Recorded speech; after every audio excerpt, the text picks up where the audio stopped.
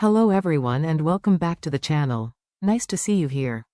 Today, I bring you the next exciting chapter in the ongoing love story between Diep, a determined young man, and James, the ever-charming CEO.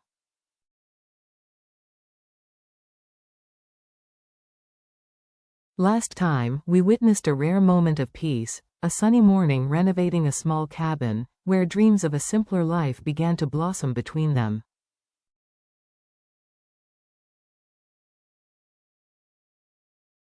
For a fleeting moment, time stood still. Their laughter echoed as a promise that maybe, just maybe, their battle-hardened love had finally found peace.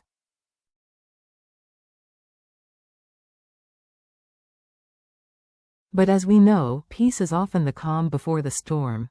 Today's episode brings that storm, with danger, betrayal, and heartbreak awaiting.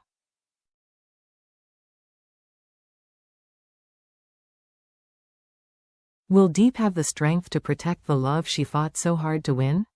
Will James survive the darkness that surrounds him?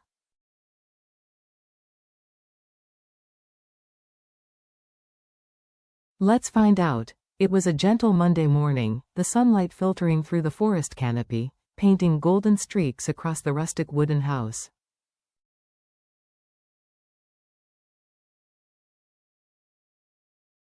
Diep and James sat quietly, enjoying a warm breakfast at the old table.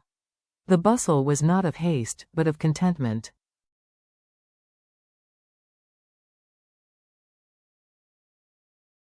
Diep told of his dreams, a peaceful life, free from fear and darkness.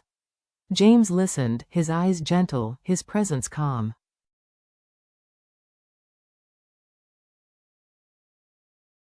For the first time in a long time, they could breathe. But peace, as always, was fragile.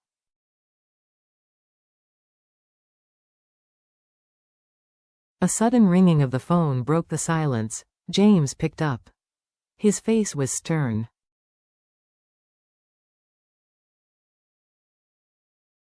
Trouble had broken out. The company's timber had been vandalized. He needed to be on the scene immediately. James kissed Diep goodbye.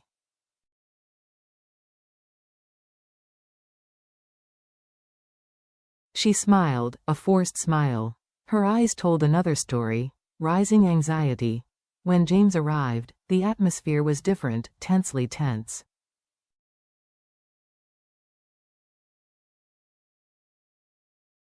The site manager greeted him with a grim expression and a haunting report. Trees were being illegally cut under cover of night, with chilling precision.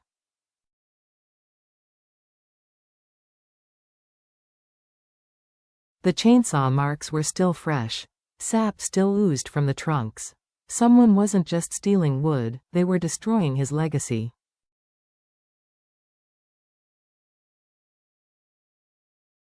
James's heart sank even further when the manager whispered the unthinkable. There might be an inside job.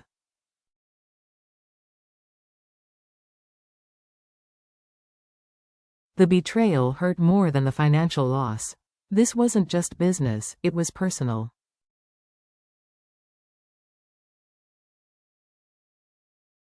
And it was war. The official channels were too slow. James needed quick justice, justice without the red tape.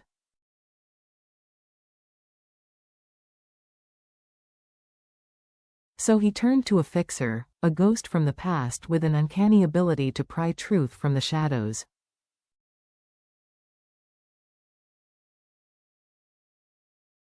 For the right price, in a dusty, abandoned cafe, James made the deal. "I want names," he said, flipping through a thick envelope.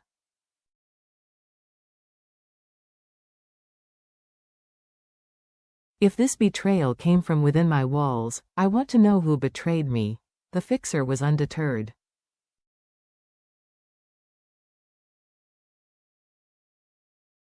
"Give me 3 days," he replied.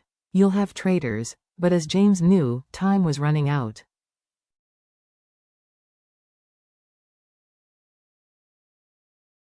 That same evening, the repairman called with shocking news.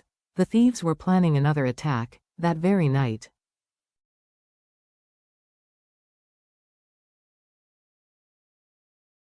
Same woods, Same old style. But this time, James wouldn't sit around waiting, he would be there.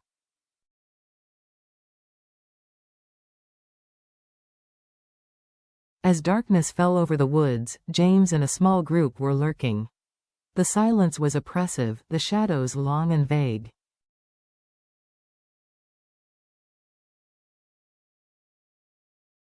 Hours passed. Then, movement. The thieves emerged from the woods, quick and silent.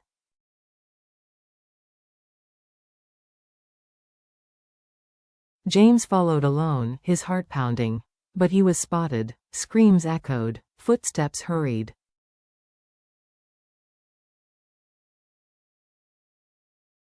And then, pain. A blow to the head. A push. James fell down the rocky hillside, his body smashing against the rocks.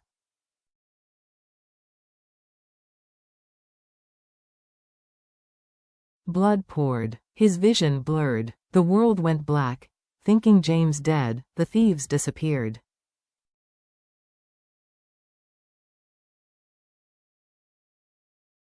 The repairman, unaware he had stayed, left. And in the silence, James lay there, broken.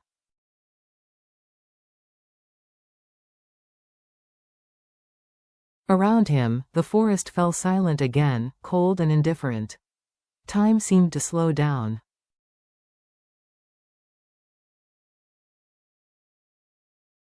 He couldn't move. He couldn't scream. He could barely think. Pain throbbed with every beat of his heart.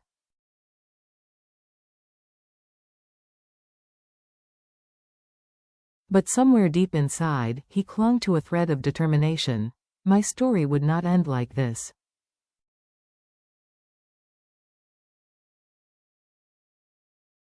Back home, Diep felt the silence growing heavier. James had called. Always. But today, nothing.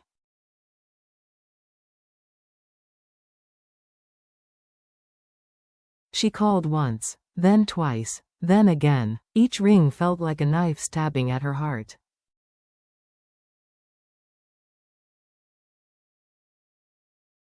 No one answered, just silence. The silence that signaled something very, very wrong.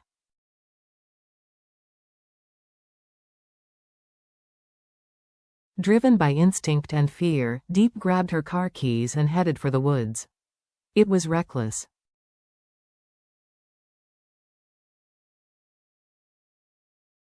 It was dangerous. But she couldn't wait. She couldn't wait any longer. The road was dark.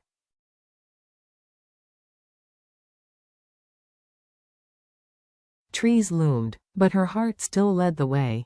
As Diep approached the woods, hope and fear tugged at each other.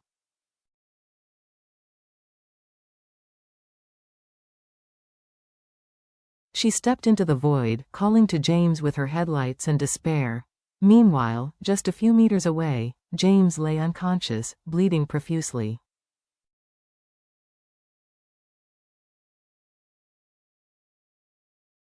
His fate hung by a thread. Will she find him in time? Can love survive when tested by betrayal, danger, and the blade of death?